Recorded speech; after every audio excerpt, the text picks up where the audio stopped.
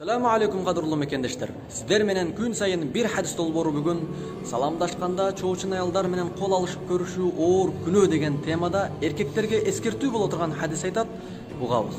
Мақил ибн Ясар радияллаху анху риwayатланган hadisте Аллахтын элчиси саллаллаху алейхи ва саллям айтты: "Ла ин ютхана фи раси ахадикум би михятин мин хадид." Силердин араңардан кимдир бирөөнүн башына темир шиштен сайылганы Hayrun lahu min an yamassa imra'atan la tahillu lah.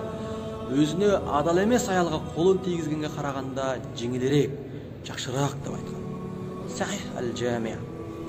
Анығында эркектер өзүнө адал эмес, чоочун аял менен саламдашам деп кол алышып көрүшкөндөн көрө башына темир шиштин, мыктын сайылганы жеңилирээк, жакшыраак. Себеби бөтөн аялга кол тийгизүүнүн күнөөсүн тартып азапталгандан көрө башына темир шиштин сайылганы алда канча жеңил. Аялдарга салам айтыш керек болуп калган болсо, жөн гана "Ассаламу алейкум" деп айтып коюш жетиштүү. Aqulu qawli hadha wa astaghfirullah li wa lakum. Assalamu alaikum wa rahmatullahi wa barakatuh.